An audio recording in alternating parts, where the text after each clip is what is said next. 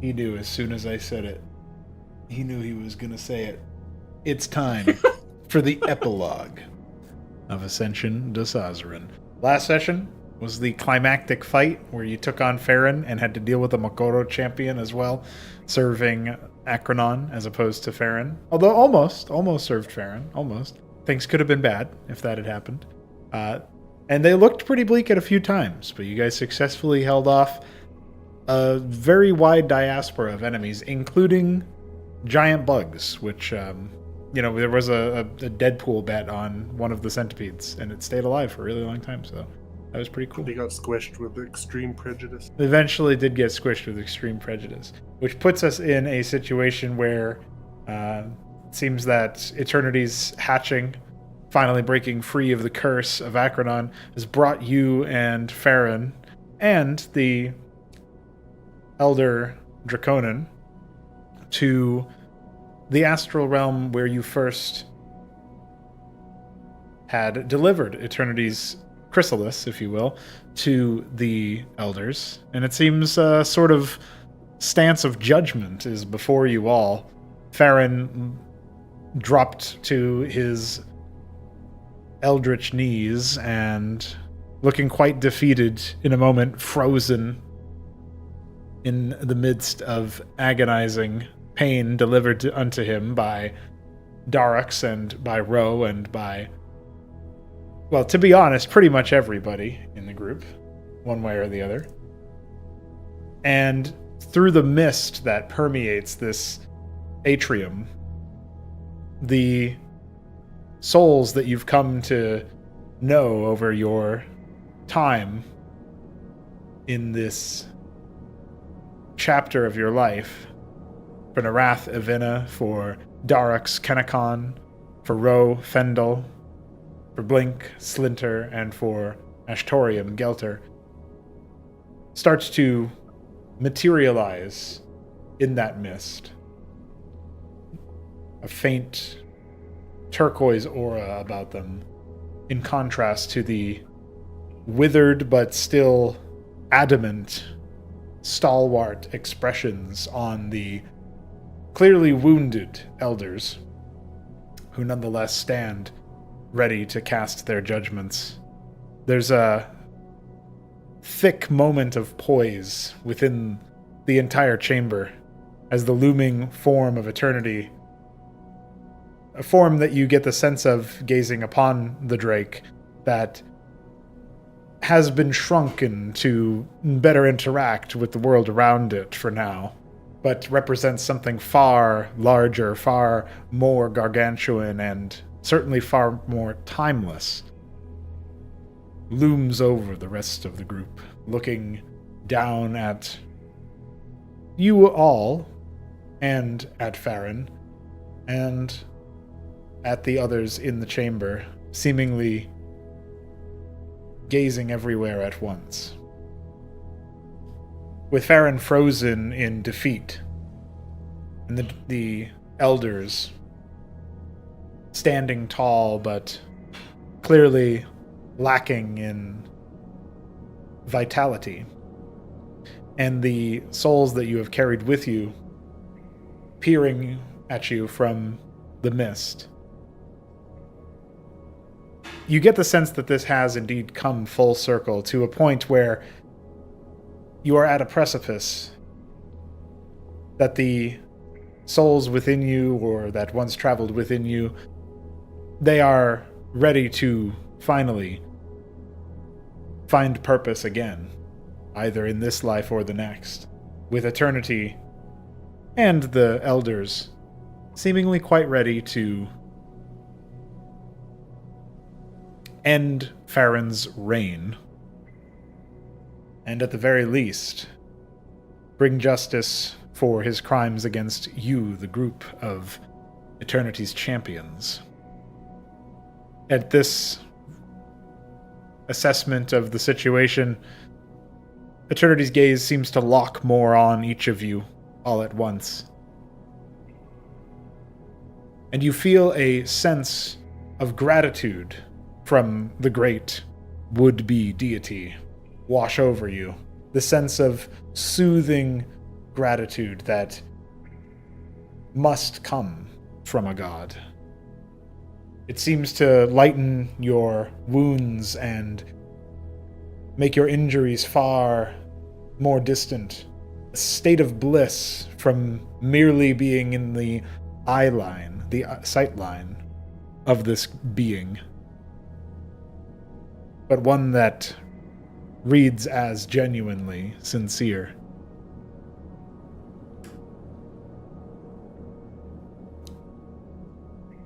Is anyone going to choose to speak first? Who's speaking first?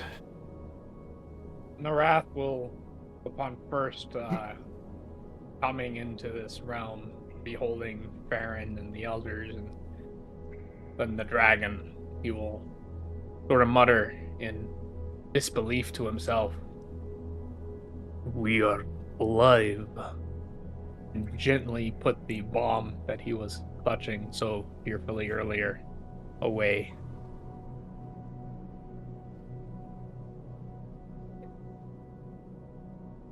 Destroyer rushes over to Gelter and shows him his meteor hammers. Oh my god.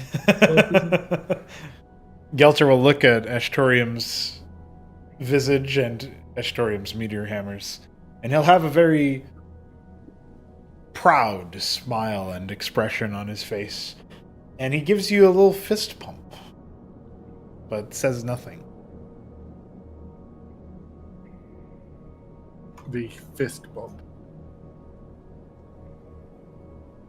Yeah, he like grabs it. He like takes his fist and he like pumps his arm. Yeah, they bump fists. Yeah, with the meteor hammer. Darks is Astorium bumps hard. Darks is flicking his gaze between the god and Kenakon, who he can finally see in person.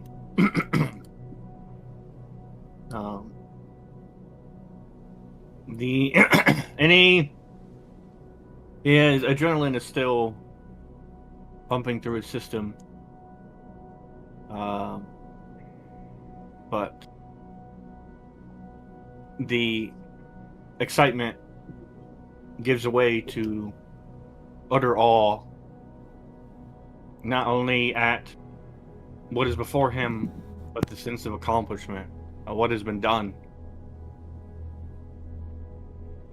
And all of a sudden, even with the touch of grace from eternity, he feels tired and he just like drops to his knees and lets out a long sigh through his nostrils. When that happens, Narath will sort of come to his senses and realize, oh shit. And he will also drop to a knee before the god.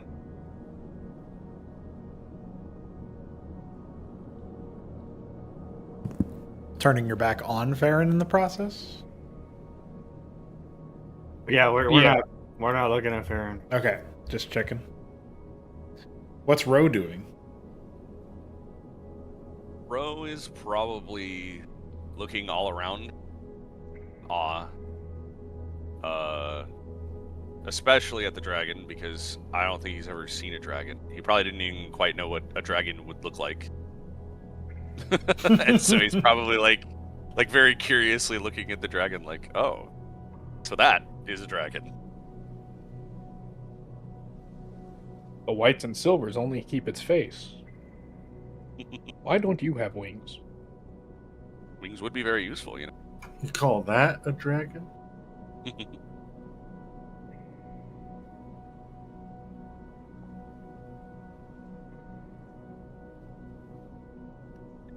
Silas kind of looks around the room, very, very surprised to actually see the dragon himself, and equally surprised to see Narath's lich on the opposite side of the room. Yeah. And he'll say, "It is a shame that James couldn't be here to see this. I think he would be impressed. But I am grateful that we've all made it here in one piece." He will also kneel but he will do it from a slight angle so that he could keep an eye on Farron.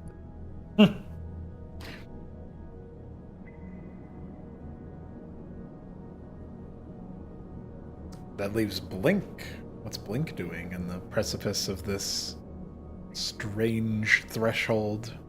Once a champion of eternity, now having completed that task, it seems.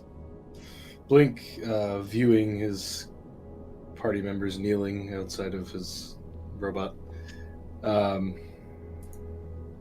he will do his best. He's trying his very hardest to resist the urge to turn and look at eternity as he pulls his gun and aims it at Farron. And he will drop to a knee in such a way that he can still keep aiming at Farron and say, "You'll forgive me."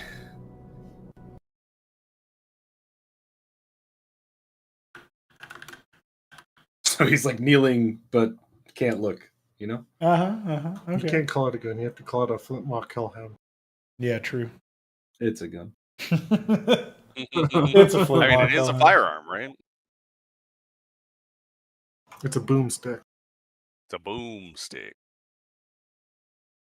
Boomstick. Get out the way. All right. So, with the souls that wander in the mist being more immaterial than perhaps expected, Eternity's gaze, while taking on and taking in everything in the chamber, does now move, it seems, towards the immobilized Lich. At this, the stoic and injured elders seem to move in unison, almost unnaturally, yet steeled with resolve, as they turn their heads to regard the fallen one. And in something of a choir almost, they speak in unison, a way that is quite new for anyone listening. Even Darix himself has never heard this formation of noises before. But the choir of the elders speaks speech clearly not their own, as if they are the voice of eternity for this time. And the speech is, "This one would have sacrificed the coming of a new draconic age for little more than personal power." And then, while the elders still regard Farron, Eternity's gaze seems to linger on the rest of you. Perhaps with some surprising amount of open-endedness, the question that follows is, you, conquerors of Farron, what would you have his fate be?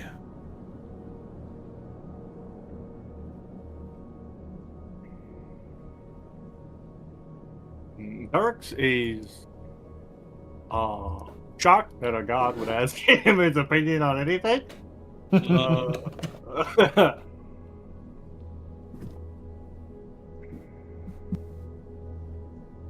He kind of looks around. No one else is saying anything. You see Silas kind of looking towards Narath. Yeah, Narath. Darix looks at Narath. It's like, he's your master, right? Or was your master. He is the guy who fucked you over, so you know. Yeah. Narath looks up at the dragon and as I've committed crimes in his name, as have other agents that would warrant total destruction. And what he has done himself, I will not profane the sacred place by uttering. He is deserving of only utter annihilation. Blink will give a sigh of relief, as if thinking that he was really hoping you would say that.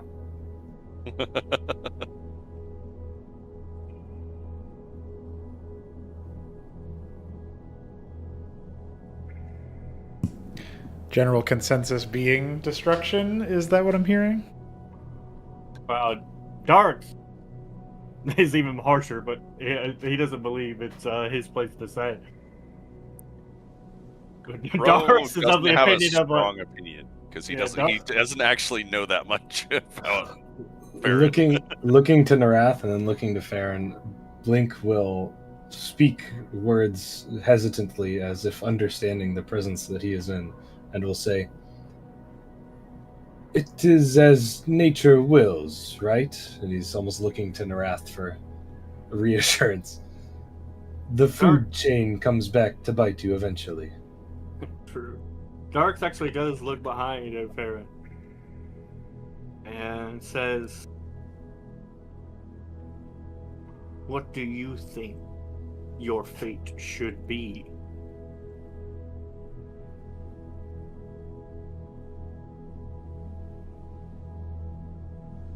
Isn't he frozen in time? He's been. Is he? He was like in a frozen state, of like at the point of his initial demise, as if trapped in a sort of stasis. But, however, at Darek's speaking and addressing him directly, a low rumble begins to surge for a moment, sort of a glow of orange within his undead chest and torso. For a brief moment, it almost looks as if he's about to breathe fire, but instead, the rumbling quiets. A small sound, a voice far smaller in stature, in what is imposing, what is significant, what is threatening even, creaks out of this creature's mouth. I would say that utter destruction has been earned.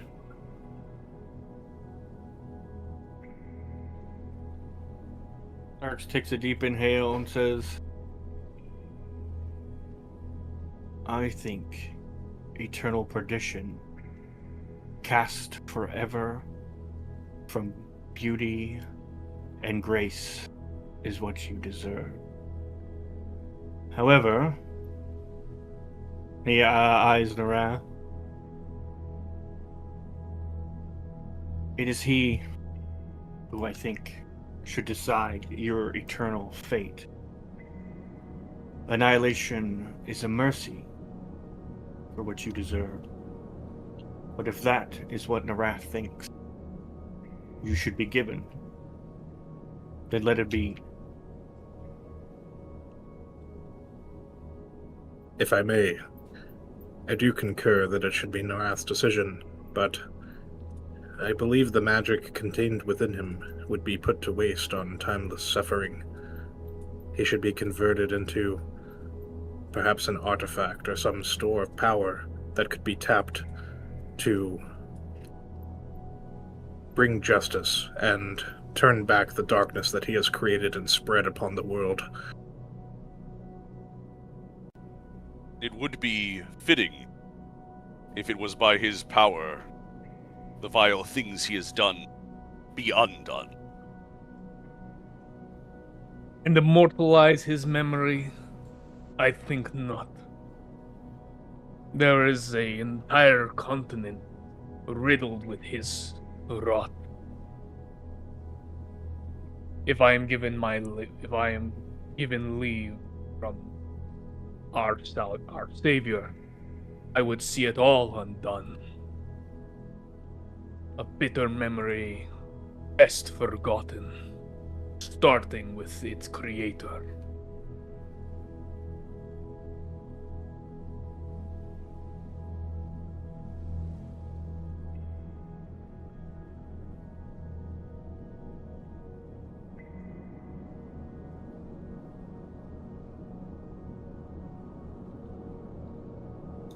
If my vote matters, I do not wish him to have any retribution in any form, and I wish there to be no chance of return. Artifacts are all weird these days. Dark's eyes his gun. Yeah. Yeah.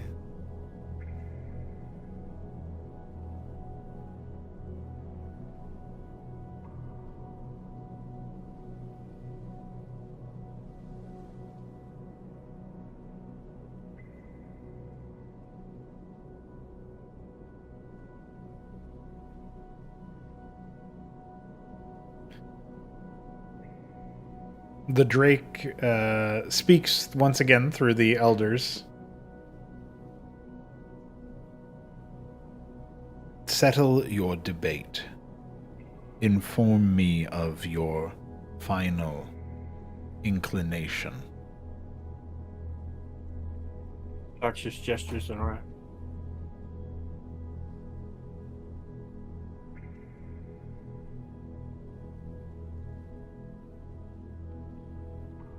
Norath looks thankfully at Darax for his support. I am fine with any decision Narath comes to.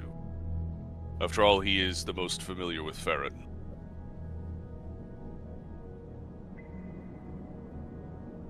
Norath nods but winces at the word familiar. Well.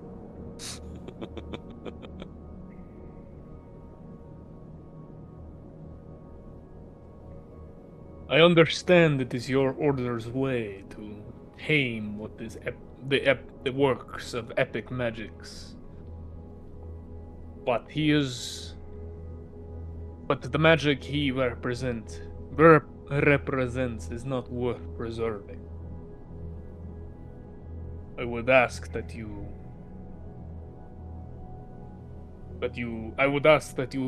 consider these words from the perspective of someone who has served for 80 years beneath his thumb.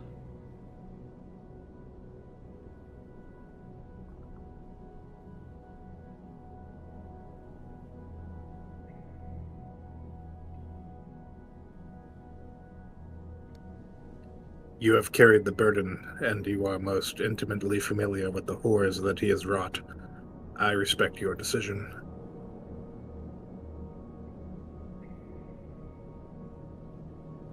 Knowing that Blink already said destroy him, Naratha just looks respectfully towards the Higher Killer and then turns to Ashtorian.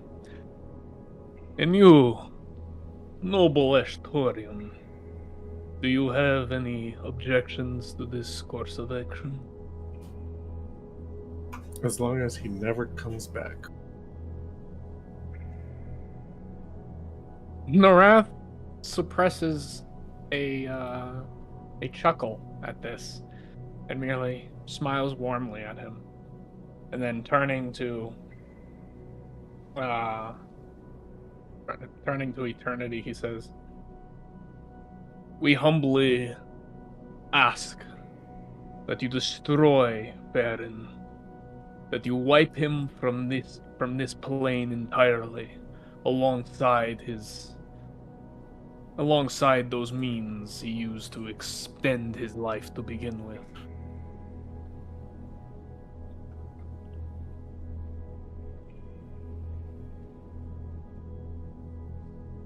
While the voices come from behind you, Narath, the will and the speaker are clear. Eternity responds through the elders by saying,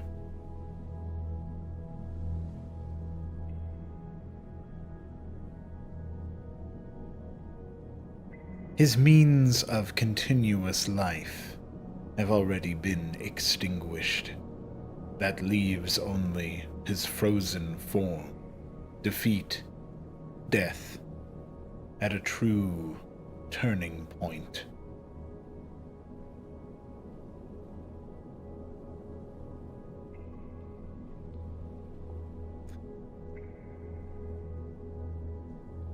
Arath looks relieved to hear this.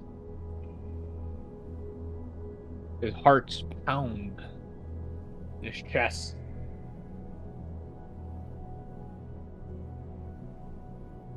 Like a dream come true.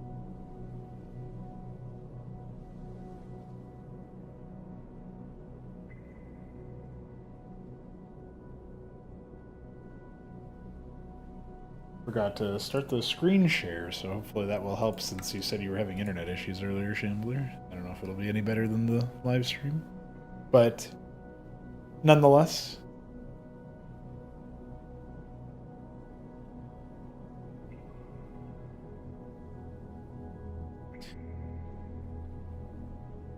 Eternity channels what must just be a fraction of its power. And an immense orb of flame with heat that does not scorch any of you seems to emerge from Farron's form. And while this scorch and fire and heat seems to begin consuming the Lich, it only shines light upon the rest of the chamber and those within it. With no additional warmth found, the form of Farron does indeed begin to dematerialize before your very eyes.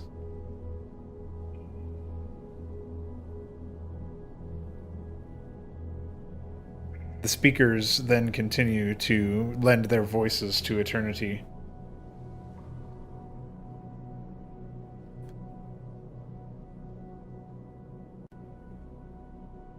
The ones who speak for me have given their vitality in the fight to defend my chrysalis. They stand here now on last legs to provide one final service and to once again bridge the gap between this world and Astramus. At this, Ivina will step forward closer to the group, and it'll almost look like she emerges more completely from the mist as she does so, becoming just a touch more corporeal, her previous strides making no sound at all, but now, suddenly, her boots echo along the stone just as any of you would. And as she steps between Eternity and the group, she turns round to face you all, and with a nod in particular towards Narath, says, I do thank you for preserving me, even when you had a chance to rid yourself of me. And now, my soul can move on to where it was always supposed to be. These are times of thanks, and it seems we have vanquished a particularly bleak member of our kind in the process, as she gestures towards the immolating Farron. The others will have more to say, but for now all I wish to impart with you is gratitude.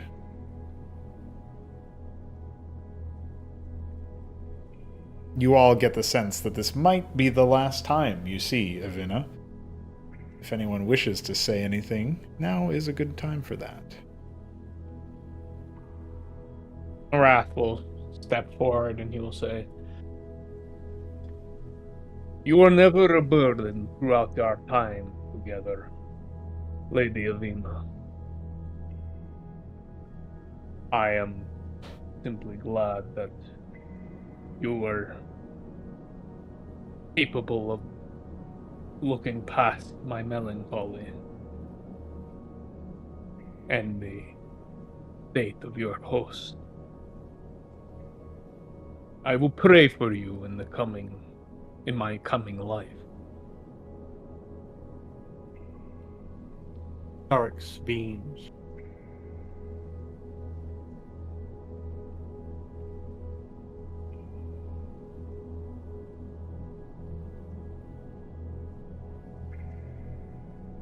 And he says to Avena, "You are like a guardian celestial to old Narath,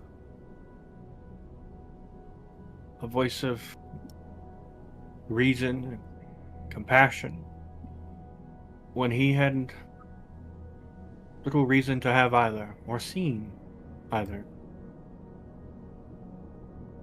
You have my eternal thanks."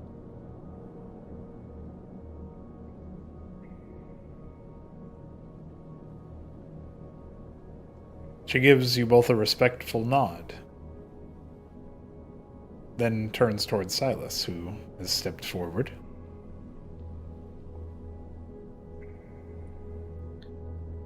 I too am grateful for your assistance, and for the assistance of the elders. In fact, we will turn towards eternity. Perhaps it is a long shot, but if you would be willing to humble me once more with a moment of connection, I wonder if Savras would lend a spark of his divinity to save the lives of the elders. And Silas will extend a hand slowly and gently towards eternity and wait for it to make a physical connection with him if it so chooses.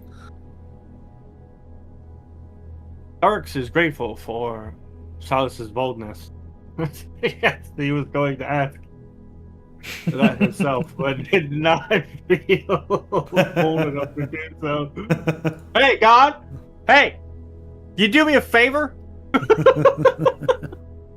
Hey, man. The Wrath mutters to himself. Ask for forgiveness, Such not is the for loss of permission. his time. Yeah, exactly.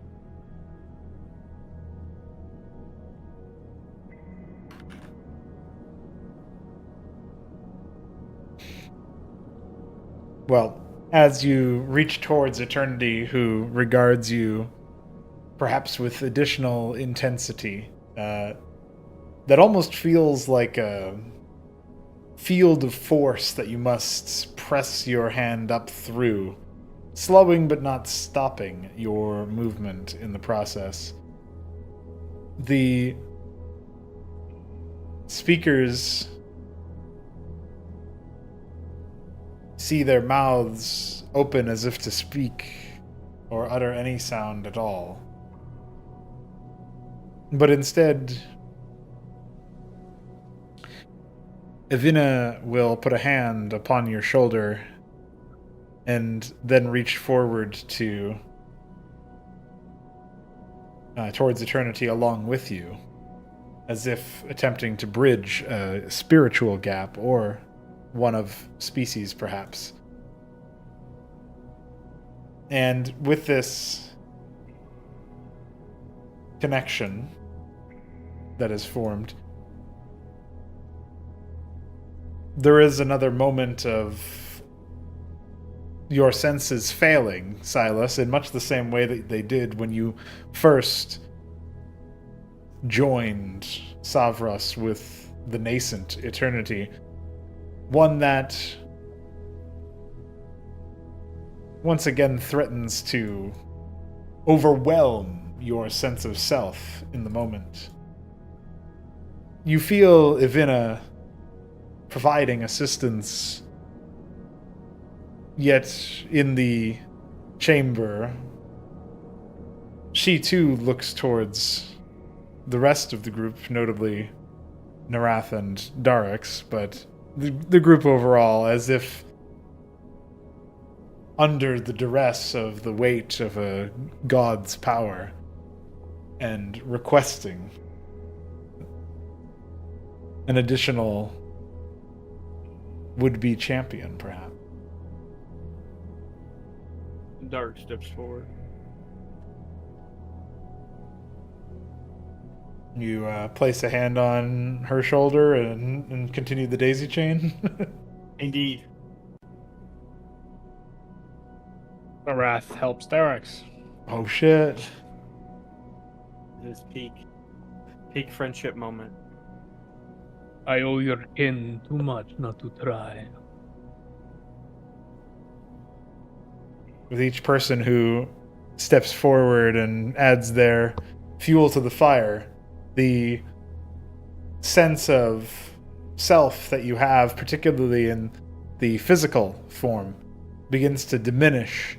At first, it might even feel a little bit like what it was like to journey into Arbalor at first, but rather than the corporeal losing resolution and color and sensitivity to sight and smell, it's as if you are changing what you are even capable of experiencing.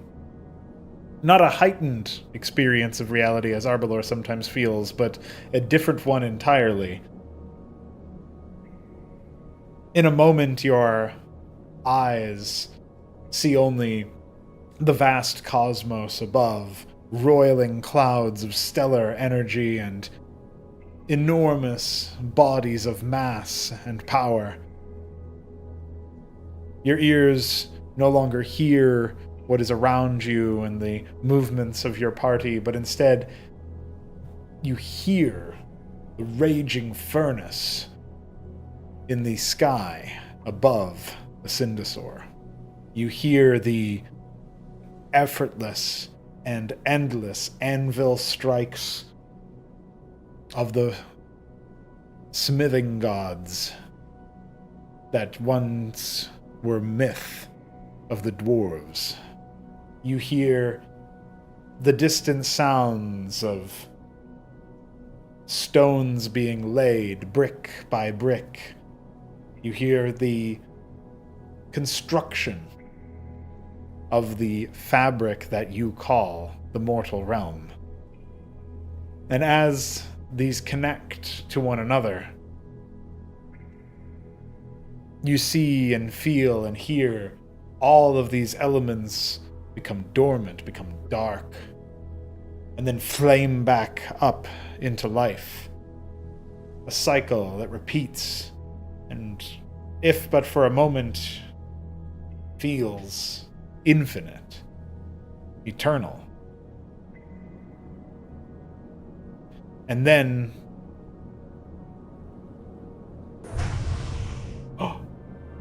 he's doing it. He's doing the button.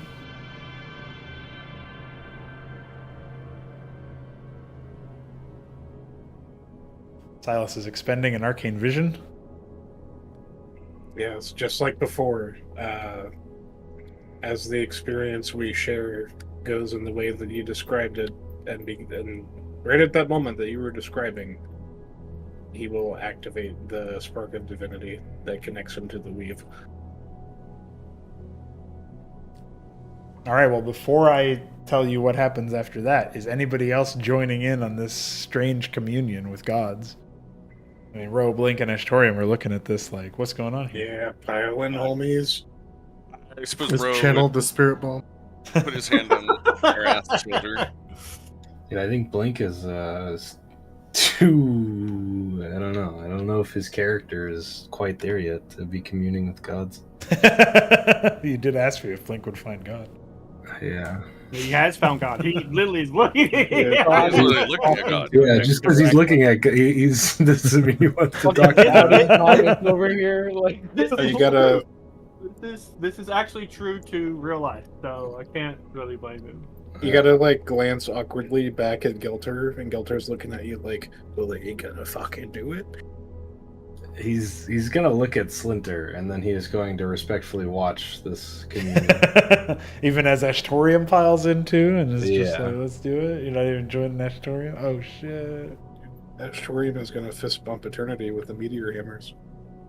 Splinter points at Ashtorium, like, "Hey, dummy." Like he makes eye contact with Blink and then points at Ashtorium, like, "Hey, dummy, go join your friend."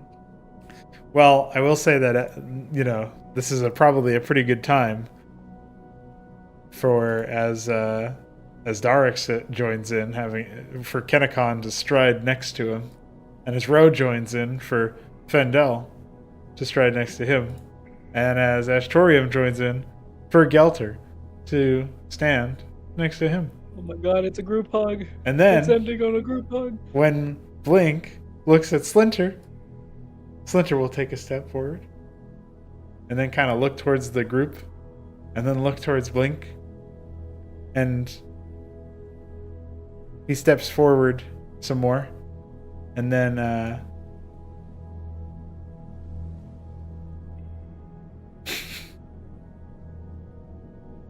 Blink will, observing, now I got the end of me.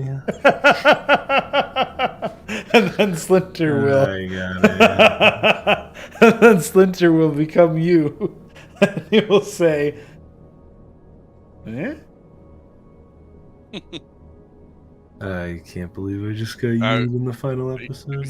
I was expecting him to say, "I am you."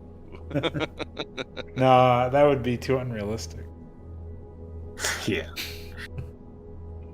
But, Blink, looking at himself, will say, "Well, if you'd like to join, I won't stop you."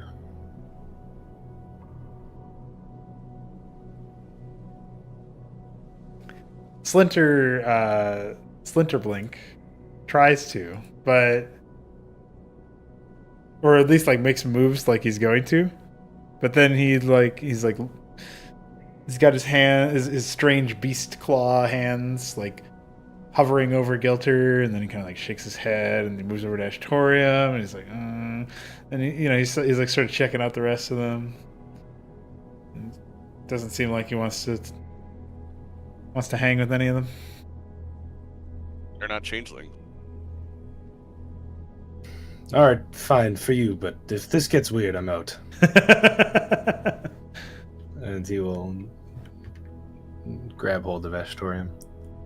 Splinter excitedly grabs hold of you, but as soon as you grab hold of Ashtorium, it's going to get pretty weird. I mean, you're talking about hearing and feeling and seeing and maybe smelling like the essence of the universe instead of anything that you were just seeing. Somewhat slowly overtaking all of your senses, but still. So feel free to tell me if you're noping out at any point during that sequence. Yeah, Here, let's this see. is the part where Farron joins in, right? Oh shit! Then that one- This is the moment Norak grabs the bomb. It's like Alright, shonen anime with a villain do always. we think Slinter gives him advantage on this? Yes, that's a nat one. That is a nat one. That's pretty bad, dude. Let's see I what the used second my roll would inspiration be. charge on you. You have advantage. Well, you do have inspiration, so it does depend on if you want to. Hey, you got 2 1s. 3 ones. Eh? All right, for the sake of 3 1s, we'll give it a little bit. I can give you my inspiration. No, he doesn't. He's not using inspiration on this. Yeah. That's not in I use character. my Battlemaster cast to inspire you on your skill. He will steal himself for a minute or two, and we'll see how it continues. If you did use inspiration, your 3 1s would become a 12, by the way. I just wanted you to know that. Oh my god. All right, here's your inspiration. By Just for 12. the way. Well, as that happened, because that happened. Okay, so then, Silas is activating his arcane spark, attempting to join the will of eternity and the power within it, the timeless, ageless endless pass of time to the endless expanse of knowledge of Savras, there is what feels like several lightning strikes and thunderous roils of untapped, untamed energy that ripple through all of you and shock you back to the chamber that you are in. And it's quite the shock, because Ivina seems to have vanished from that moment, having said her goodbyes, and then the others seem more faded than before, more faint than in the mist, as if they too will be No, Darkseid gets to say goodbye. returning soon. But still lingering for now, still persisting. And while the elders who spoke for eternity seem to have been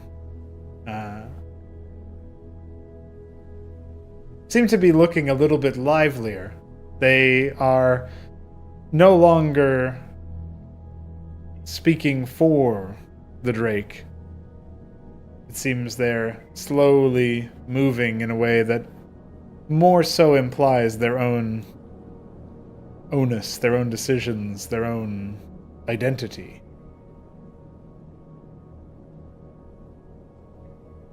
At this point, Splinter pats Blink on the back. Even though it's a big bestial claw, it's barely felt. The spirit of Splinter being more transient and difficult to make physical contact with than had been in moments ago. But the pat on the back, nonetheless, with a very faint, scraggly voice, almost whispering at a higher volume. Maybe shouting at a whisper volume. You did good. You will be good.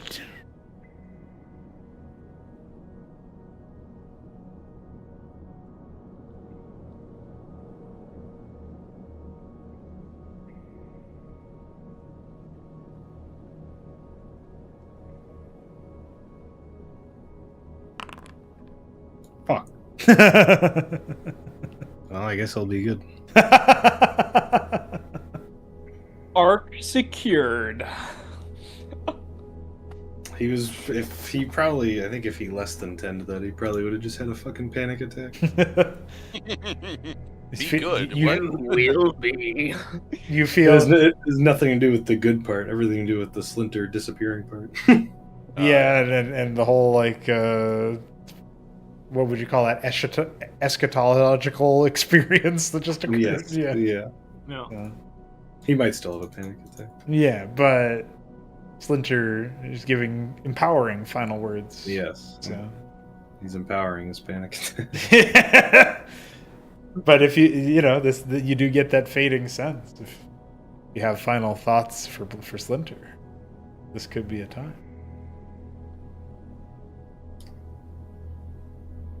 I know little about you, but you were good. If that's anything. Splinter's face seems to rapidly shift between every smiling expression he must have ever seen from beast and man and everything in between as he drifts backwards from you with a dreamy sense of gratitude left in his wake.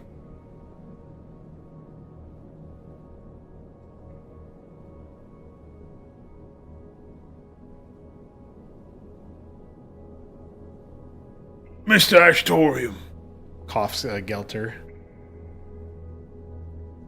you one reckless Yes. son of a gun.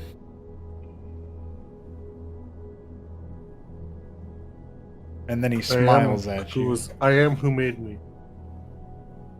He smiles wider at you. You are exactly who made you. And then he extends a brawny, muscly arm with the efforts of the predator arm shake going on. The handshake with the muscles. That's what he wants. Nice. Does Ashtorium oblige? He does. Fuck yeah.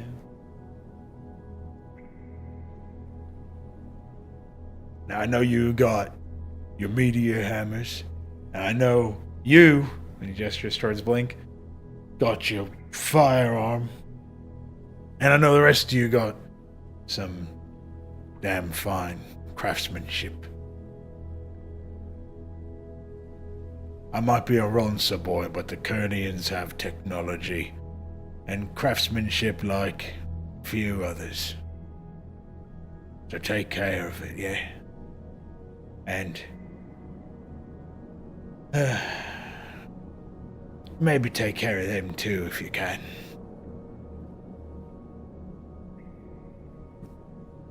I will give all I can. Gelter gives you a nod, Ashtorium. Seems like this. Torium does the karate palms together bow thing. Oh, that's pretty cool. That suits Ashtorium's picture, I feel like. Is that going to be the final words from Ashtorium to Gelter? It is. Yeah. And he too will disappear through the mist, leaving Fendel and Kennicon.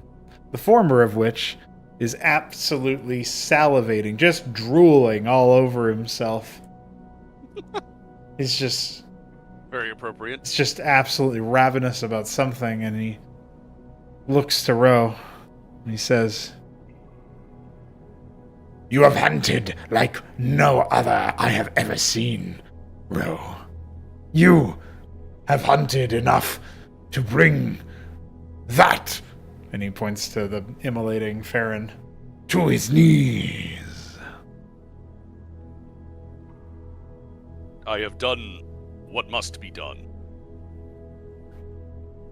I can tell it's not over for you. The Indeed, it is not. source of your ancestors' agony is still attempting its return. But you have foiled it. and he says that with a real vicious-looking smile that you, Ro, will understand as a genuine null compliment, but everybody else is just going to be like, damn, is he going to eat you? Is he angry or just happy? I can't tell.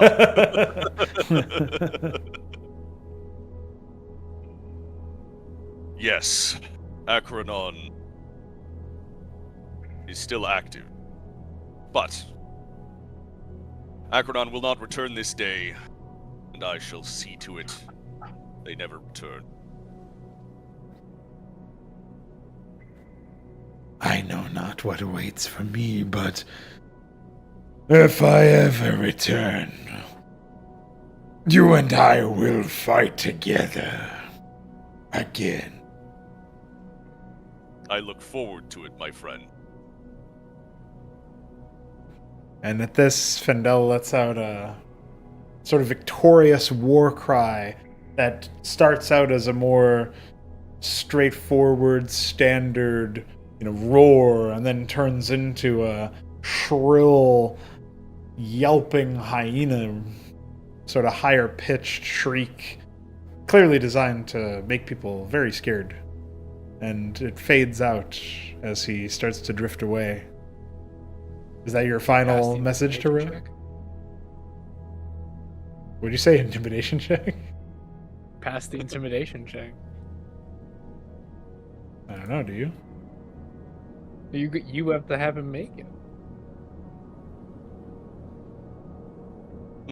You're talking to a god. Oh, that's 12, by the way. I think your passive is above that typically. So. But were those Ro's final words to Fendel, or did you have anything else to say to him before he fades out with his ridiculous war cry? No, I think just I look forward to seeing you again is probably good enough. Hell yeah. You'll watch him too dematerialize into the mist. Contrary to the others, the great Kenakon will step forward in one final display of his strength of spirit, even sending a little sonic shockwave through the ground with the force of his impact. But Darks and everyone else looking will know it's inevitable that he will fade away. Yet his voice still erupts as brightly as before. Young Darax, I have witnessed your growth as a whelp with little knowledge into a brilliant warrior in service to our gods. And they, as I, are proud to call you kin. You have honored us, and I know you shall continue to do so. Art hesitates several moments before throwing all potential protocol to the wind and throwing his arms around it and a great hug.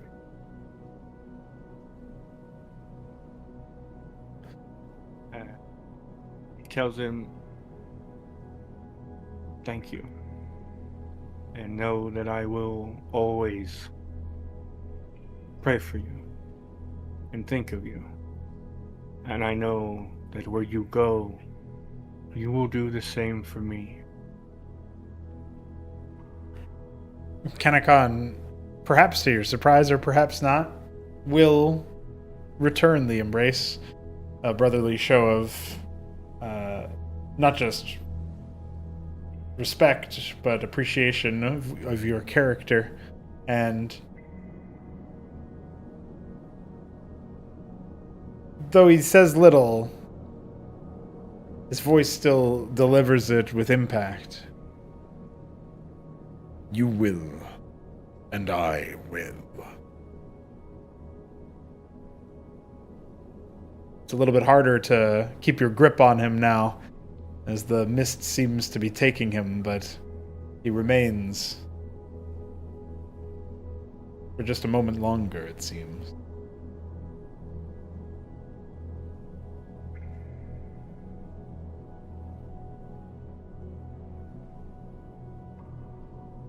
I will await the day that I see you once more.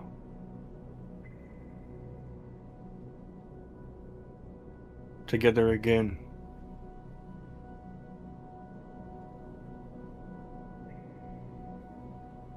And in far more pleasant circumstance.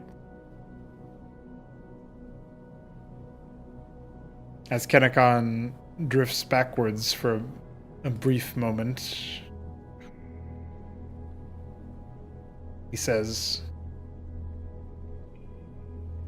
The circumstances of a warrior servant are rarely pleasant, but where you find me, they will be divine.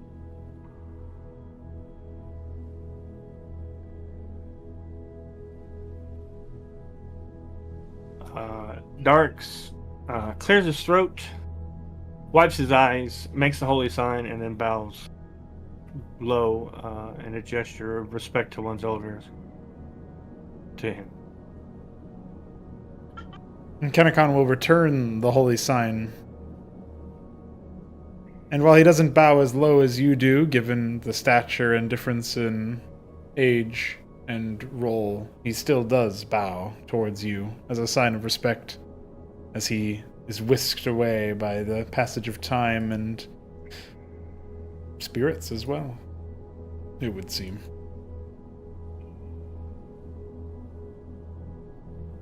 Darks turns to look away from the group and rocks back and forth on his heels and says nothing.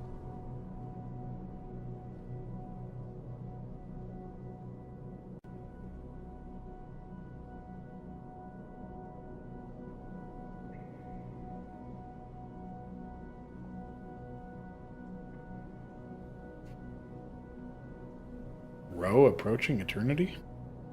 Indeed. And he makes a weapon attack.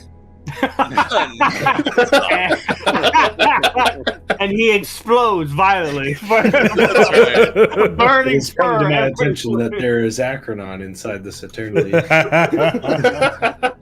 You'd imagine he does that, and then Acrodon catches the blade on the way down and is like, You see me? What? What the fuck? That was a very good Warcraft 2 orc. It is. Something we doing? Yep. How could you possibly see the taint? No, Ro is gonna look up at Eternity as he approaches and says, "Great Dragon, may I ask one request of you?" Eternity's focus will lock on to you expectantly, saying nothing but indicating that you may speak. The spirits of my kin who are trapped within me. Do you have the power to allow them to pass on?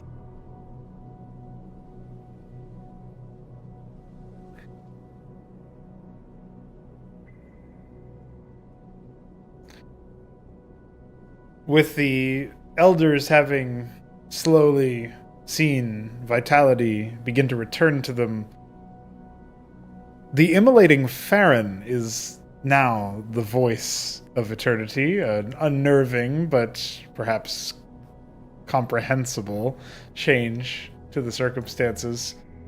The somewhat tortured voice speaking in a much clearer tone and one with far more grace than the Lich would normally have.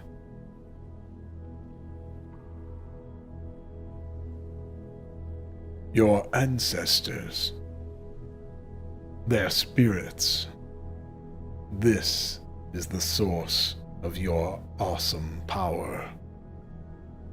Would you sacrifice this fuel in order to allow them passage? Would you give up your responsibility in order to secure their passage?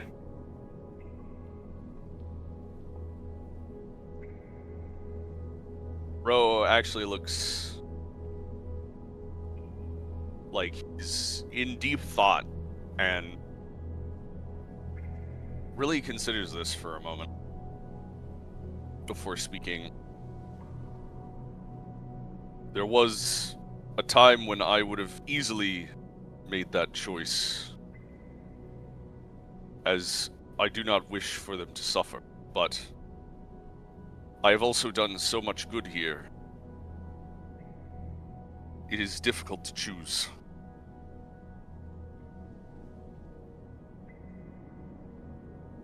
And he kind of turns to the rest of the party, especially towards Darix. Is it selfish to let them go, or is it selfish to keep them?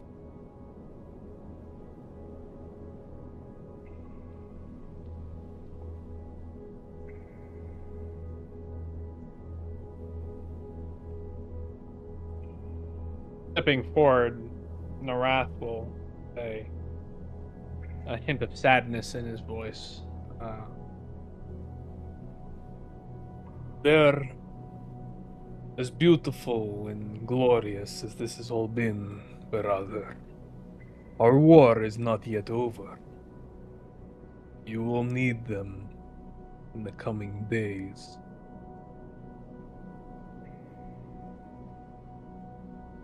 Just as I need the monstrous knowledge that is locked within my mind.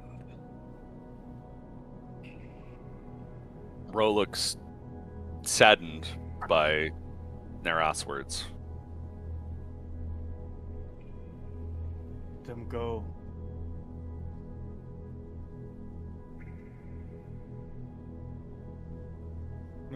Dark turns around and he wipes his face one final time. He keeps his eyes at the ground, not looking upon eternity. But he repeats himself again and says, "Let them go." They have suffered enough. And so Ro turns back to Eternity and says, I will let them go. Others will be responsible for fighting the good fight. And I will serve in other ways.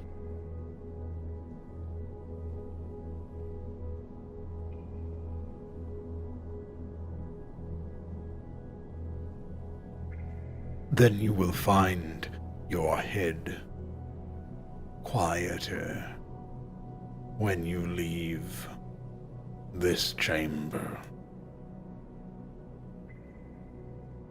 Thank you. I appreciate your help, Great Dragon.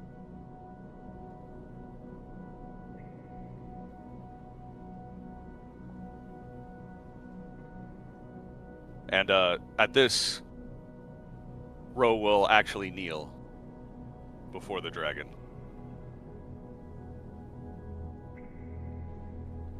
That's pretty, yeah.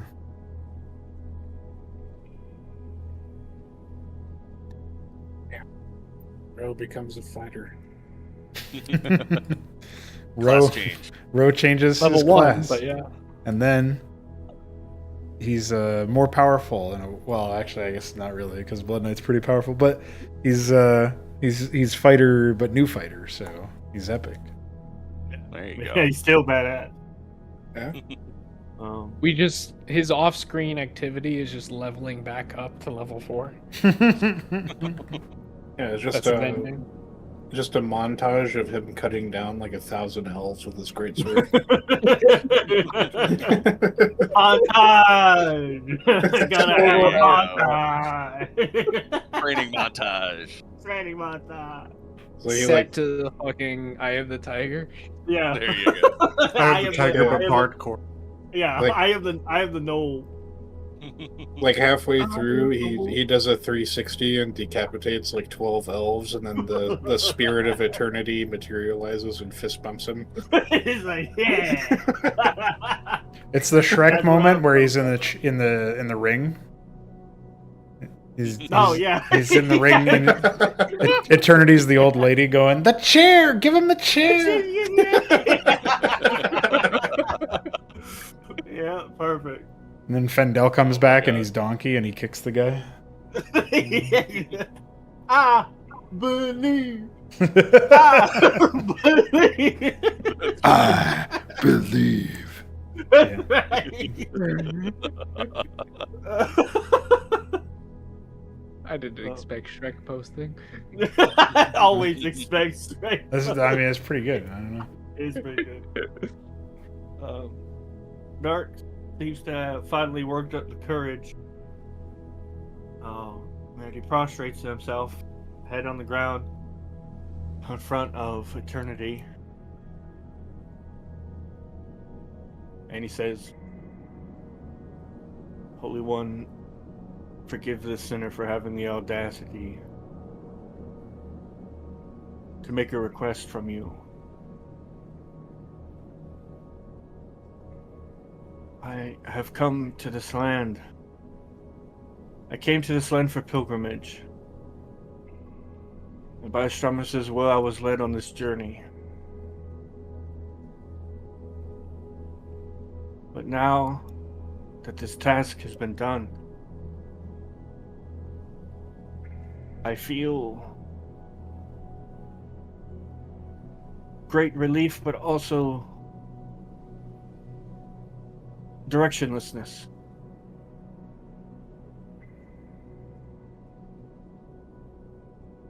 If you would, Holy One, grant unto me wisdom, that I might follow it and fulfill my purpose.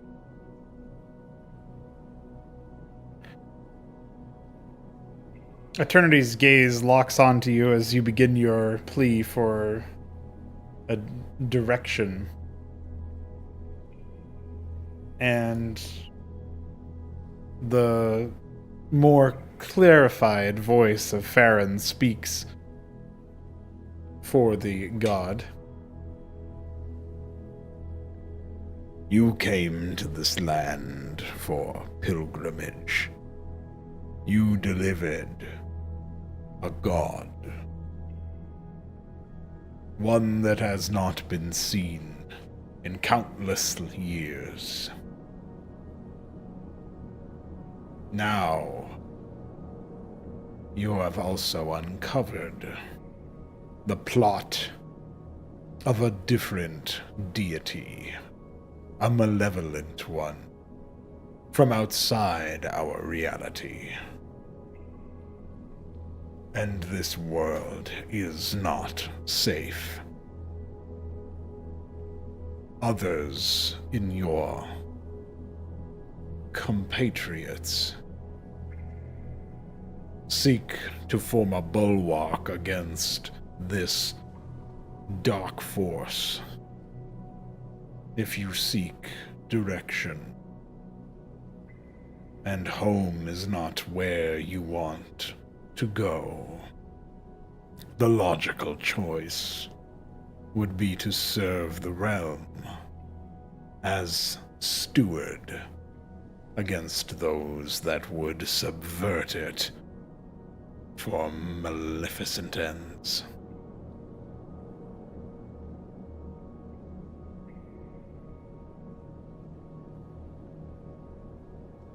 He taps his scaly forehead to the ground 3 times and says, "As you say, Holy One, this I shall do."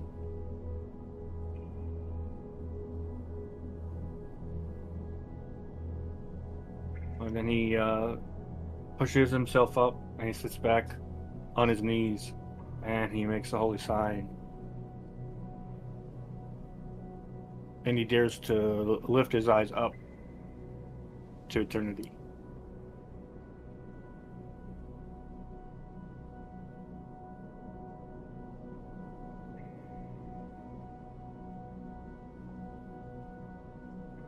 The Wrath will similarly prostrate himself before eternity, now that Arax has risen to his feet, and he will say,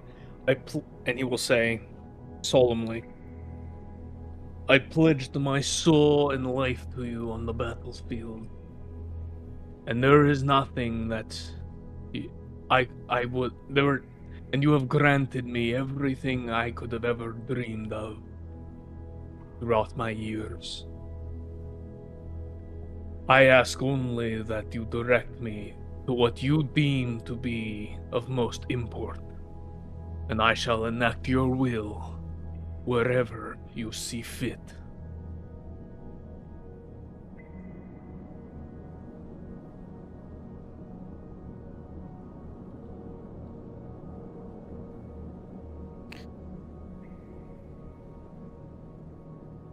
So what exactly was the request or statement to Eternity? I heard that you'll be enacting its will, but you said Eternity needs to do something? Or did I mishear? I don't know if I cut out, but basically said I pledged my soul, and Oh. that still stands, and you granted me literally everything I could ever want. So, Okay. like other than like redeeming his homeland, like, but he has his freedom. His master is killed in front of him by God, so he can't even like live in Yeah. of like he's gonna come back because he's a lich. Right. It's like no, there's no way. So it's just like, well, I have this life now, but you know, What do I do with it? I'm 100. Yeah. Perhaps Tell me what to do, boss. It's all yours. Perhaps the request is that Eternity becomes your patron. There you go. Well, that's wanna what I serve kind of them implied directly. by taking the celestial. So Yeah. It kind of works, you know. I mean, Eternity is responsible for deleting your previous patron, so it's logical in that way. It's part of the Yeah, contract. It just transfers when you kill the patron. Yeah. Yeah. it was a hostile takeover. That's We right. bought all the assets.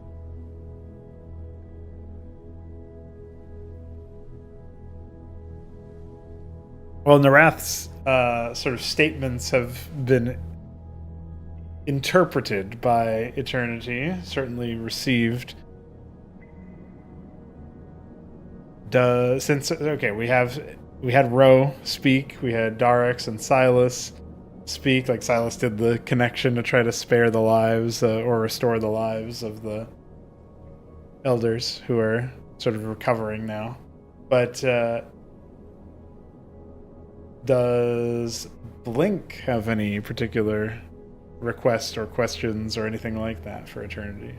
I mean, you've sort of communed with a god now, so maybe talking to one will be easier.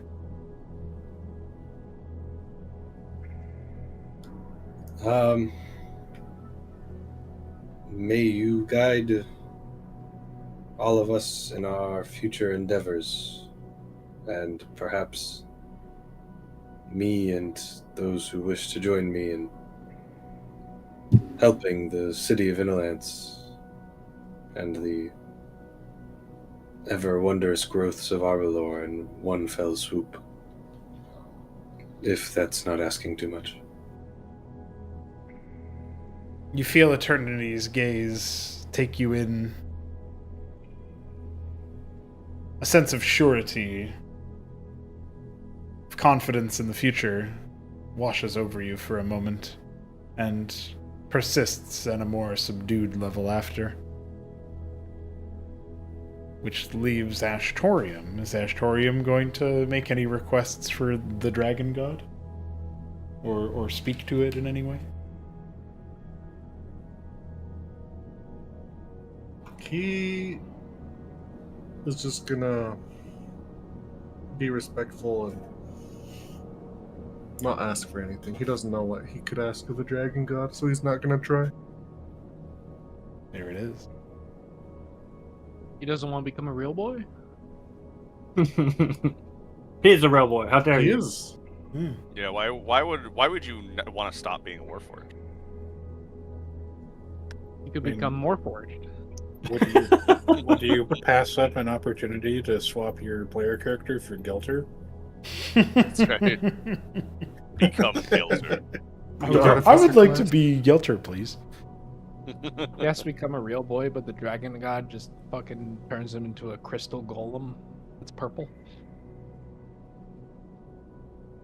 Sometimes Ashtorium crystals is are also content green. with his current relationship with the god.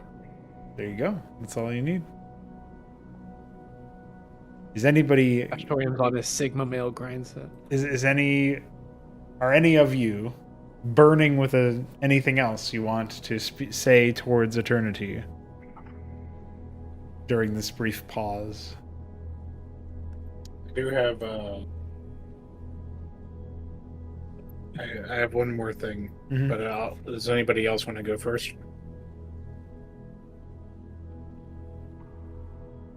Bro has the one All thing right. he wants, so he's good. Okay, in which case, Silas will say, if I might be so selfish, I would like to report everything that's happened here to the Order of Savras, and, well, perhaps my story would be a bit more convincing if I had something to show for it. Is there anything at all that you would be willing to give me If not perhaps something of Farron's, then something of your own that I could provide as evidence for all that has occurred here.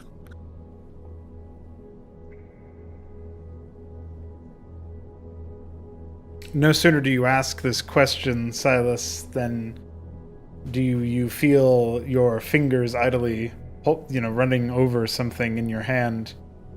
Looking down will reveal a gleaming, scintillating scale from Eternity's egg. Hell yeah.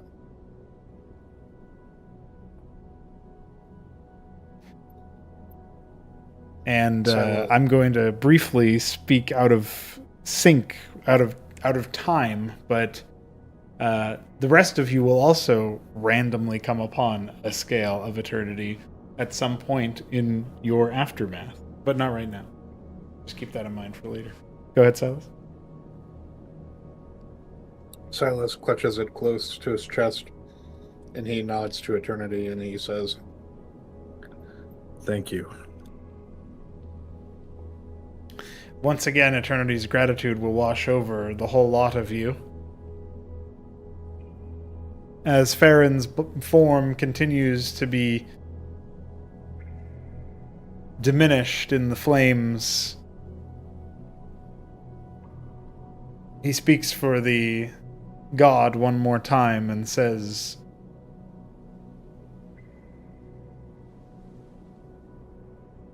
You have tasted success on a cosmic scale. There is more work to be done, but this time is a joyous time.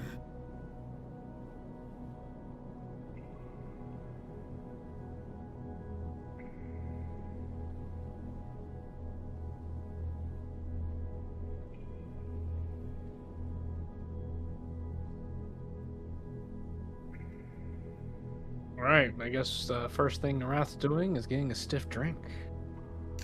"It's so funny you said that." Oh my god, we're Oh, gonna shit. teleport into the tavern. Into TPP. Oh, you see Augustius? You see little Augustius? Like he's for the first time in forever completely inebriated. He's got a bunch of papers thrown around everywhere. You smell, Jason? Yeah, yeah, Oh, Jason's oddly the only one sober. yeah. Yeah. When we all have a terrible hangover, and then we look at each other and we turn around and we realize Eternity is actually Versalin. I was with you the whole time. He says, "Wasn't that a pleasant dream?" None of this mattered. Yeah, that's what you guys like, right? Yeah, we love the subversion trope. Woo! It was all Hey guys, it what was if Palpatine Superman returns. the evil? best. Yeah, actually, Eternity takes off the mask. I'm evil. Every Now that life you- you saved increased my lifespan by 3 years. Well, you know what that saved means. the entire dimension or the entire material plane. So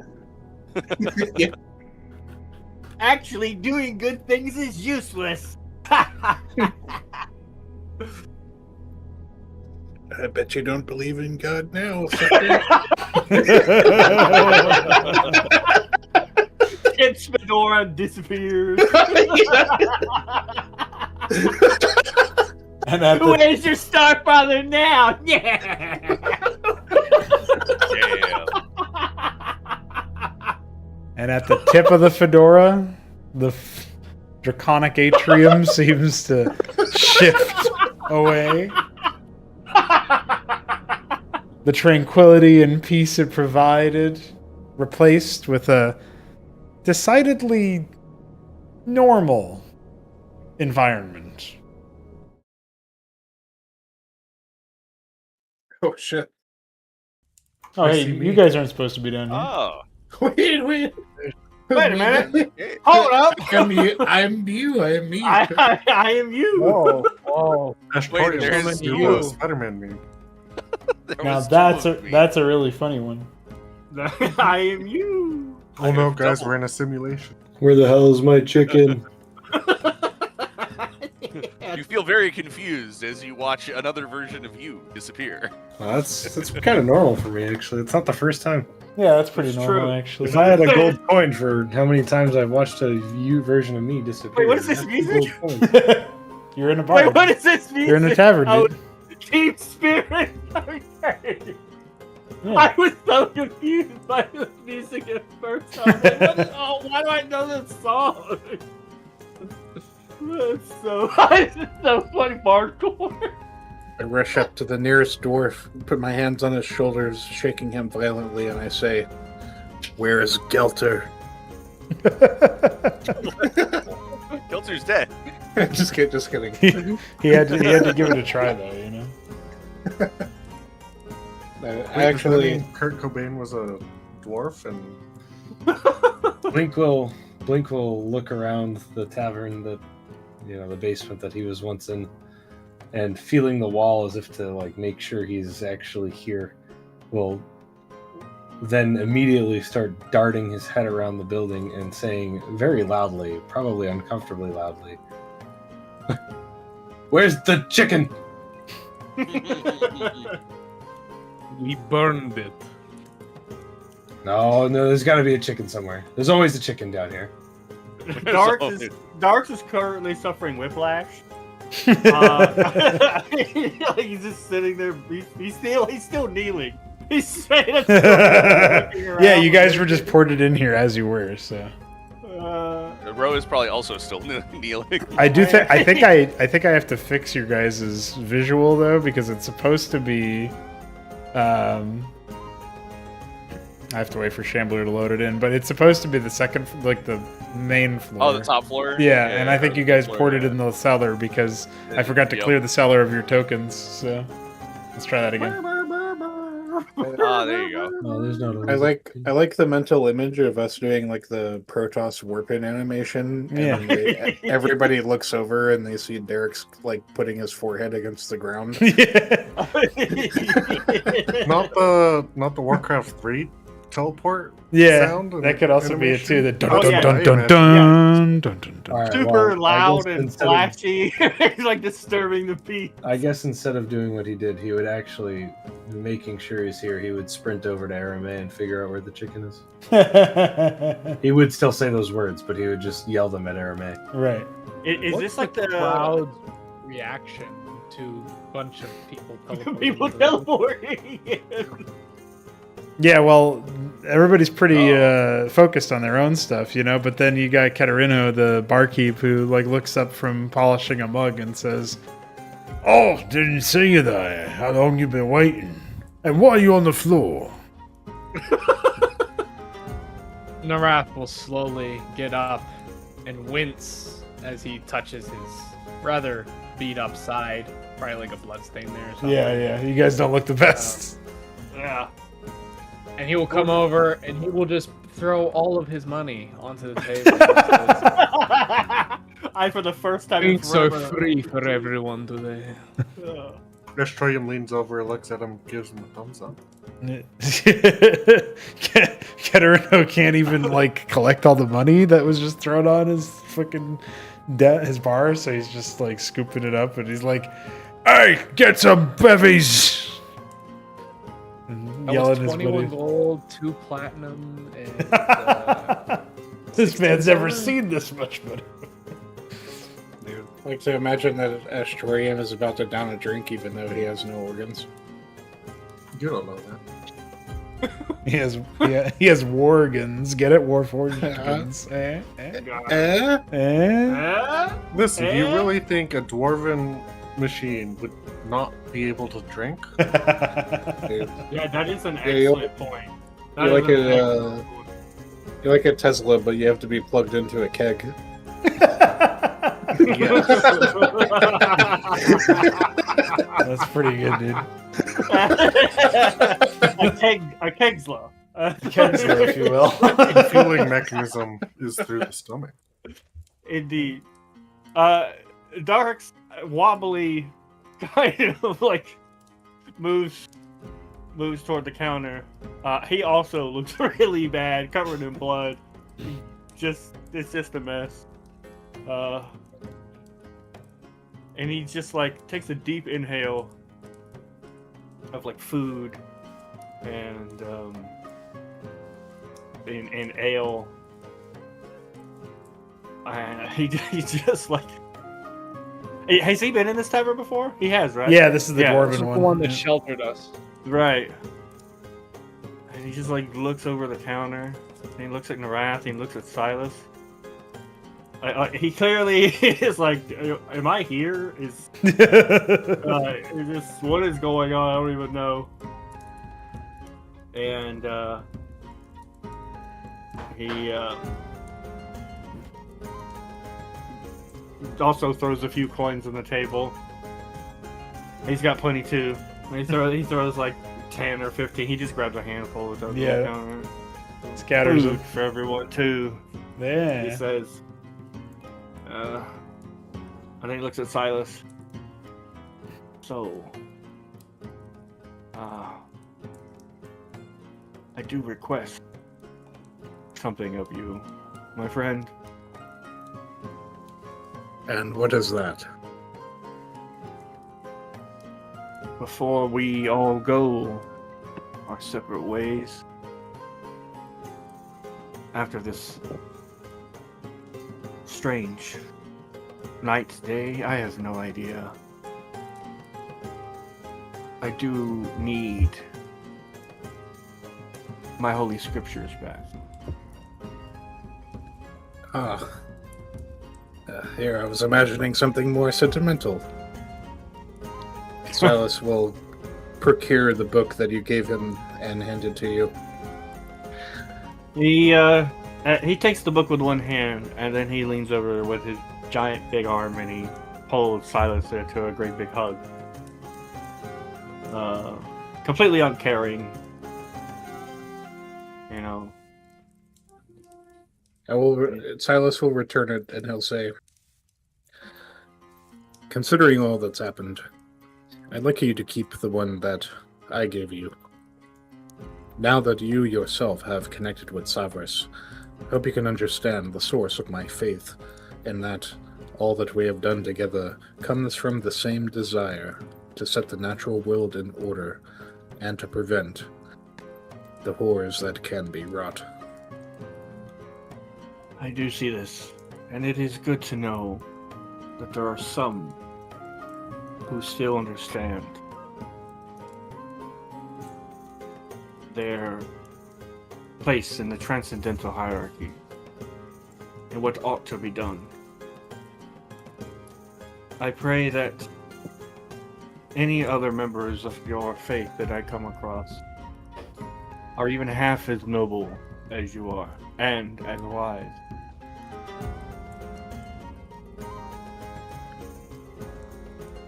And I too hope that all goes well in your endeavors. I will say, I intend to open a chapter of Savras here in the city, if such a thing is allowed. You are all welcome to come anytime, whether it is for shelter, or if you wish to help me continue my journey to prevent the abuse of epic magics.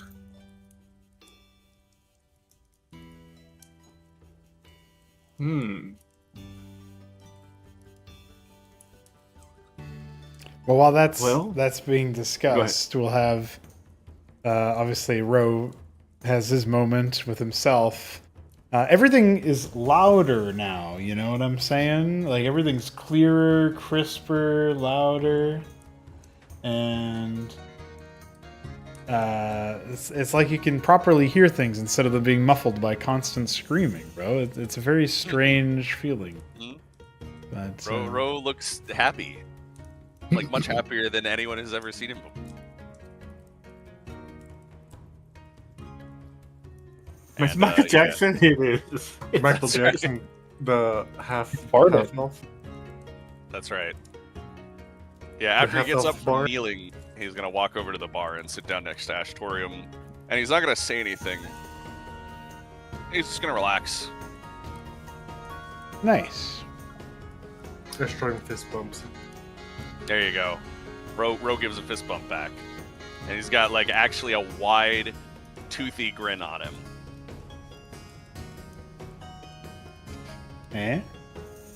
And as Blink is running up towards Arame,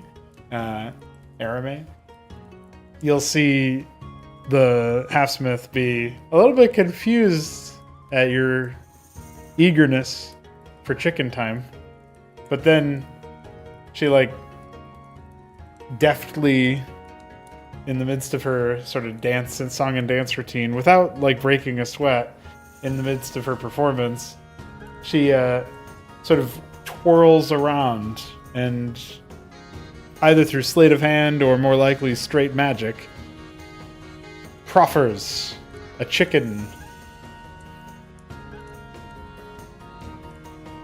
And Blake will pump his fist and say, "Yes!" And then while running away, will say, "Good answer, by the way!" And he will return excitedly to the party with his chicken. Oh, yeah. Dark's over here. Bonk! Bonk. Bonk! Bonk. And he like leans back and he sees the chicken. He goes, "What? What?" Norath just drinks. He like looks in the rat. You have your fellow species member with Narath, and I have a fellow, well, not species member, but member of Arbalor. Right? Chicken? That's right. Didn't we? Dark shakes his head. Chicken, what is your name, by the way? Find me. Right, Darks? Yes.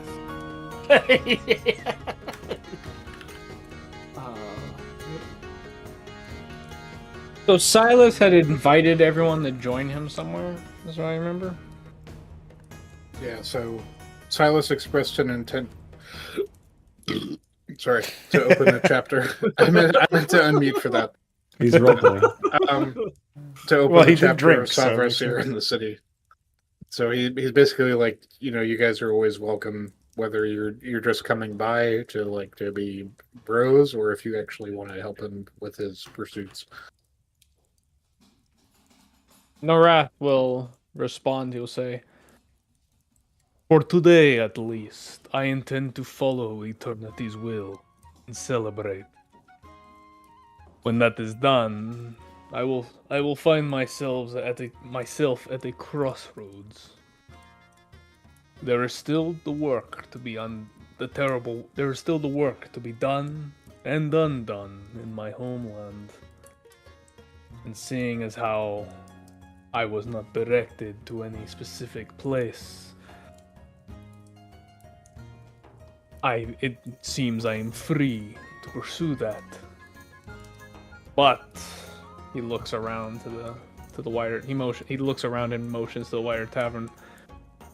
It is very clear that it seems to me that perhaps this land is a more direct threat to the stability of the world than my home. Now that the evil one is destroyed."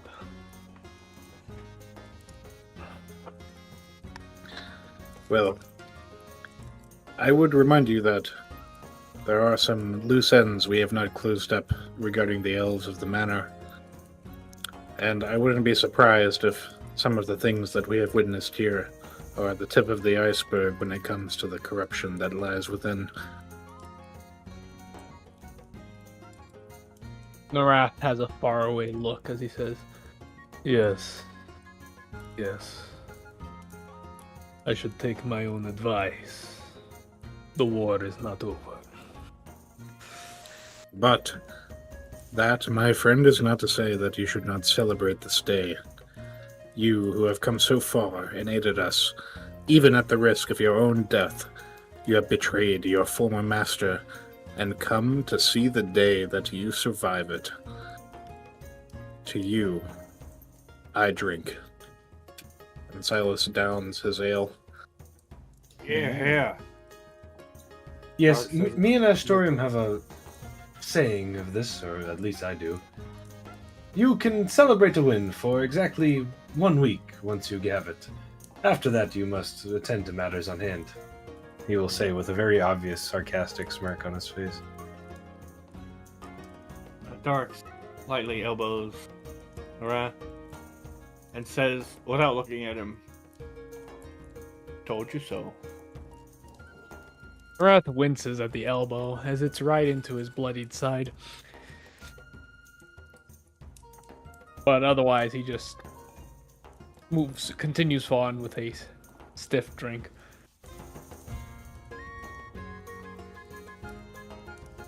But she savors for a good while.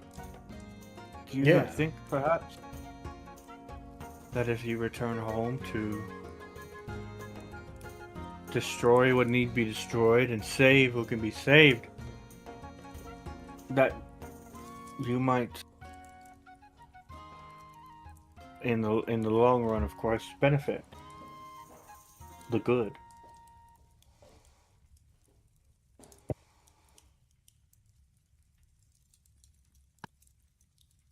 Arath sort of cocks his head in confusion at the statement. He says, it is a question of priority.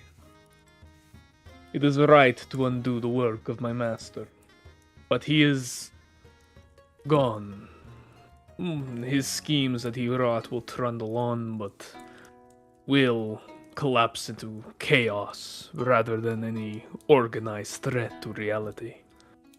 Meanwhile, the elves and Akronon, the head of that serpent remains uncut. But you now have the means to grant deliverance to those who can be delivered, and justice to those to which justice must be meted out. And in doing so, you will have not only redeemed the whole of your people, but you will have, well, a whole people that will follow you to do righteous and good things. This war will not be won overnight, or in the next year, or probably decade. A pained look in enters Narath's eyes at the mention of his lost clan, and then the further mention of staying here will likely entail staying for decades. He says, "Indeed. There is the work of decades to be done in both directions, Darat.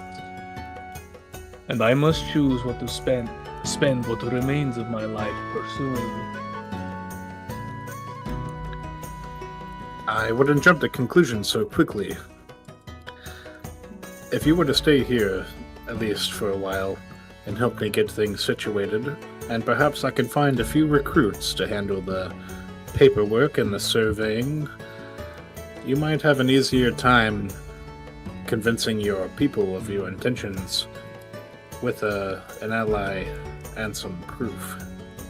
And Silas will procure the scale of eternity for a moment and give you a knowing look. Scale or a measuring scale? Scale. It's a dragon. Scale. Dragon That's scale. the abacus of eternity. The abacus of eternity. No, that's Augustine's And I god. have- That's Augustine's god. Y'all getting them confused. I do not know what awaits me at home. I do not know what will how the corrupted husk of my clan will adapt without the master. And and I do not know if they will be more open or less to redemption at the thought of a reborn dragon. There's only one way to find out. Should time and necessity allow, I think I have made up my mind. This realm, Inolance, needs further investigation. I will not live selfishly with my new life. I will see to what is most pressing. Neither choice is selfish. However, I am certain that Inolance will be very grateful in the end for your wisdom, however curmudgeonly it may come. He chuckles. And your devotion.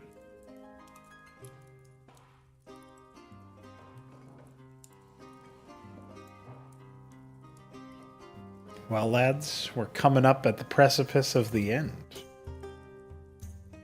So here's the montage music. Oh my god. But for real, there's obviously lots of places these characters could go, and We can use the temple as a front for our the Sazarin family. Yeah, it's true. Is that the Eye of the Tiger playing right Yes. That is It is Bard a of the montage. Tiger, actually. I have the bard.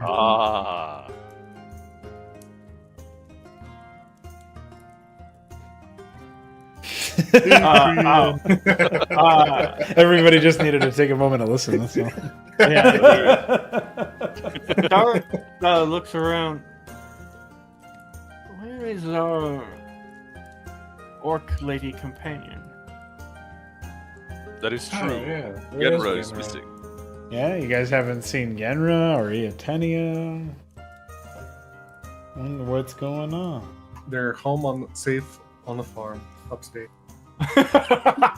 Oh no. No, so Not sad. Genra. No. They were still in Arbalor fighting, so that's They're that's Yeah, I like one of assume they're those. just in Arbala. Yeah, one of those. loose They're things. home. They're home safe in a dinner campaign session. Oh, not the next donor campaign, I hope. The evil campaign. We kill Genra and Eotenia. Eotenia is like the first major boss of the party. And then That it would just be messed becomes up. like, and then it becomes We are leaving. some of this like maybe Darks and Blink and a story of hunt down the evil party. Yeah. That'd be pretty good. That would be. I mean, my very first tabletop game ever literally became me, my player versus all the other players who were accidentally serving basically an Antichrist figure. So I've actually done a sort of like PvP-ish. It wasn't really, but you know, doing separate things from the other party kind of thing. But that's a lot of work. So Yeah, makes sense. Narath in his with this campaign ending would follow up on the general state of the city after the collapse of the battle, right? Right, yeah. See what the factions are up to, how things are going. And then he would work with the Desazarins and with Silas to stabilize things and bring order to this place so that it can serve as a proper bastion against Akranon and, you know, expel the evil elves that are still in it. yep, Darks are the same. I mean, that's like an immediate thing we can all probably Yeah, we'll all probably be continue to involved in do. it. Yeah, we'll Yeah. continue to do this together until things are stable here, and then we can all go our own way. Right. But Once Inolance is stabilized, Narath would stay on the continent and pursue persecuting the Akranon cult wherever he can find it. Maybe he goes with Ro or something to go hunt down his father. since he would be a natural lead as a known Acronon survivor. And just follow that thread, right? Because it's the most direct threat that he is aware of. Unless, something during this inland stabilization alerts him to something else, right? Well, I'm not sure if Ro's gonna do that now, since he's lost his powers. Ro is probably going to ask Blink and Ashtorium if they would aid him in freeing the nulls in the city. And he'll probably see himself as more helpful reforming the nulls and like forming them into an ally for the city, as opposed to running off and hunting things when he's likely just not going to be as effective a fighter as he was before. Well, Blink's current self-guided mission, without talking to anyone, is to meet up with Marissa and see her plans on fixing the city, as she said, because she said that she has few allies due to nobody having the drive or passion to fix the problems. Right. So, I mean, Ro, perhaps obviously, Sazarin is sticking family would around. be interested in helping that. yeah, it's mostly as far as just Marissa goes, depending on what she wants. But he would definitely, like, probably the first thing he would do is be like, talk to Ashtorium about meeting up with her at some point, and if Ro wanted to tag along, because it would make sense that helping the gnolls in the city would help the city, just Right. in general. So, Yeah, no, I mean, Ro would want to help the city because then the city's probably more likely to be just willing to let the nulls be free rather than having to kill a bunch of people. yeah, well, another reason why he wants to touch base with Marissa is because he wants to figure out if she's actually being reasonable or if he has to He has to beat some assassinate more sense into her. Yeah. Yeah. Like, okay, took out the king. What do we do now? Do we gotta cut off more? Yeah. leaders? Do we have more problems here? Right. Makes sense. I mean, the idea of like Blink and Ashtorium trying to further Sazarin's influence while also solving some of the issues with the guard and the crown would also work nicely as the Sazarin expands. Then they can maybe help Silas setting up the temple for Savarus's order. Our gonna say- interests all align. It kind of makes sense there. Silas would definitely maintain links with the Sazarin. Right.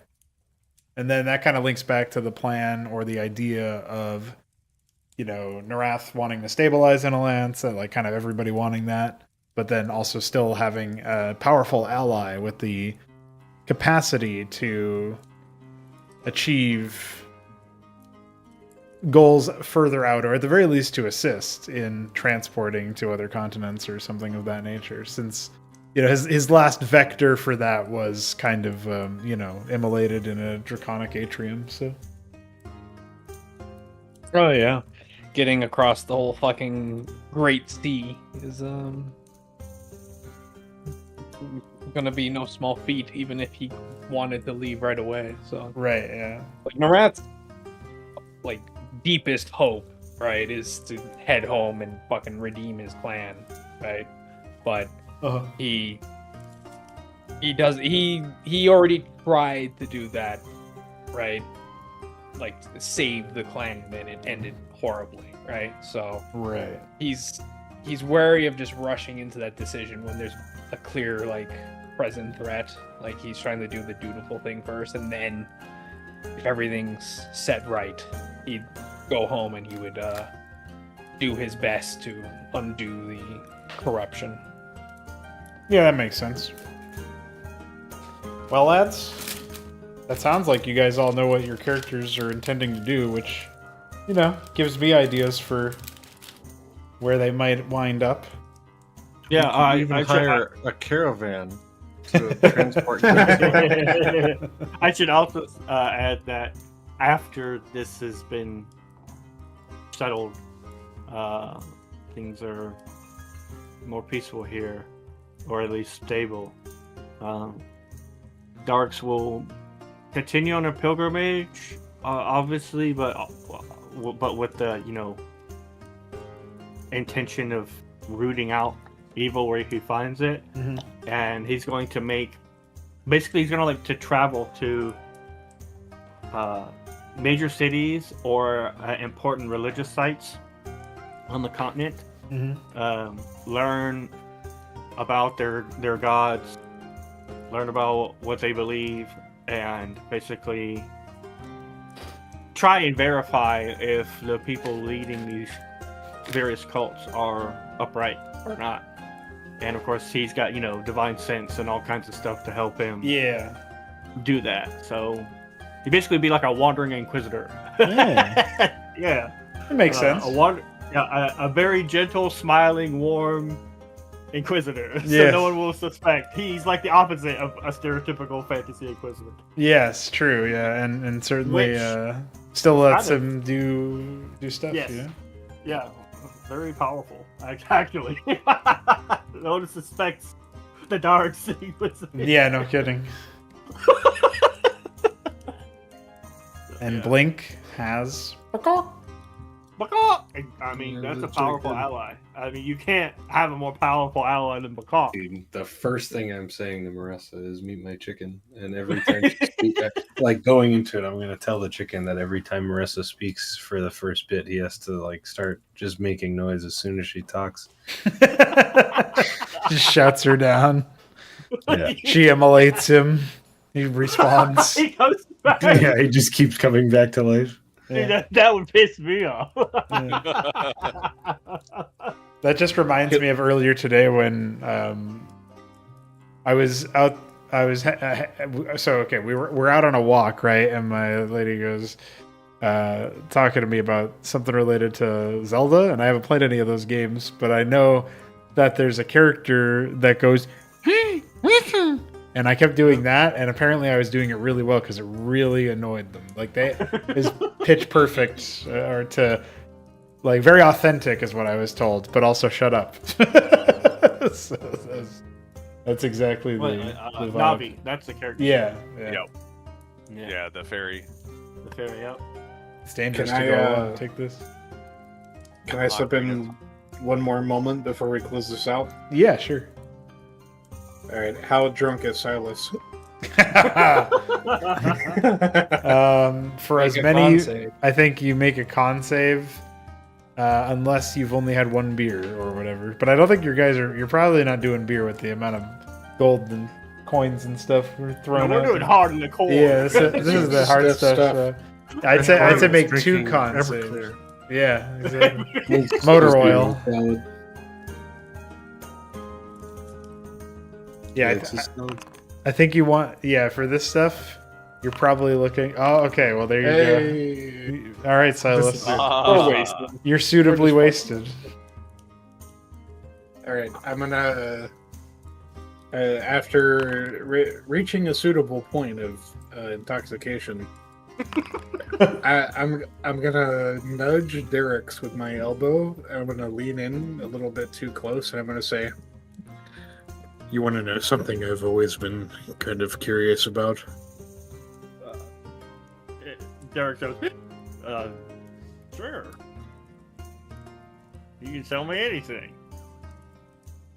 and I'm going to look towards Ashtorium.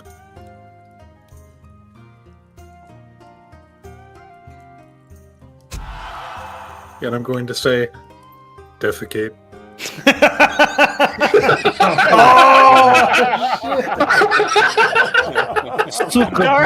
Dark He is looks gonna at you very. I feel like whether he passed or not, it Nothing would've been- the results happens, the same. but it's really good. It's even better if Hands you some coal. Yeah, oh shit. Silas doesn't know whether the spell worked or not because he's drunk. So he's just like, wow, he doesn't. He just doesn't. Dark ends up snorting liquor through his snout. It's all over the raft. It just gets all over the raft. He's like, oh. Oh, sorry.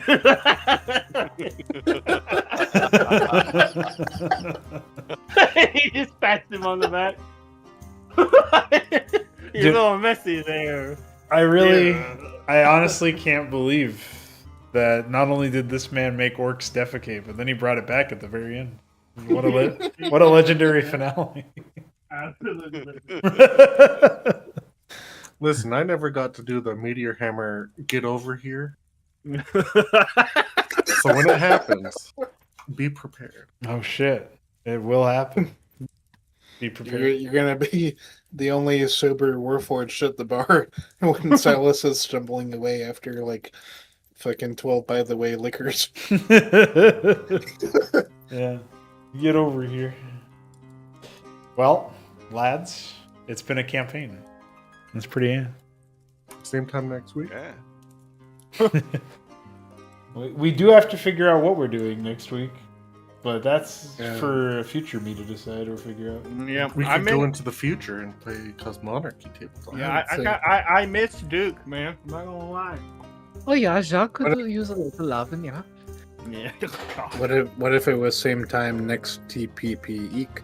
Oh shit. Yeah, we were thinking we would have time to talk about that, but we started a bit late, and then we obviously took our time with this, which was good because it was a whole ass campaign ending, so it does make sense. Thanks for hanging out, guys, and for playing. This is Yeah, man. This- Much love. pretty cool stuff. I'm sure I'll have some thoughts about it that I can share later, but if y'all want to, feel free to. I'll probably record some thoughts about it as a work cast or whatever and post it in the ADS channel so everybody can listen to it or whatever. But I'll catch you guys pretty soon for more stuff like that, I guess. Just gotta keep it going. Yeah. What donor tier do you need to be for it to be Segway posting? $800 for 1 month, I guess. And And then I need to learn how to drive it. So.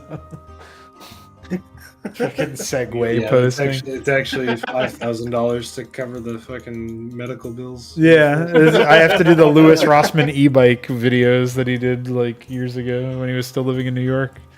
Just POV fucking GoPro shit. So, all right, that's a GG, boys. That's a GG. Yeah. Good campaign, GC. Good campaign. Yeah, GC. Yeah.